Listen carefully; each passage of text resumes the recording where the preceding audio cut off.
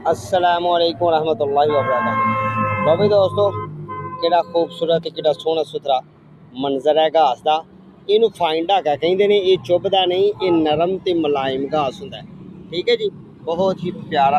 ये कुदरती घास होंदा है, अपनी मदद आपके तहत एक ग्रोथ करता है। तो सोहना सुथरा मामला ਇਹਦਾ ਹੁੰਦਾ है। तो ये ठंडक पैदा करता है बंदे के जिसम नूं। ते पार्कां दे विच लगदा है ते बड़ा ही खूबसूरत ते सोहना सुथरा ਇਹਦਾ बनदा है। जिस तरह कि तुसीं देख रहे हो, यह बैड है, यह कंफर्टेबल कितना नरम हो गया माशाल्लाह है ना। खूबसूरती यदी हाइट जी बनी है तकरीबन दोस्तों, यह देखो इस तरह इन्नी, यानी कि यदी हाइट बन गई है तो नरम नाजक। तो हाइट यदी बन गई है अल्हम्दुलिल्लाह 3 इंच का बैड बना सकता है।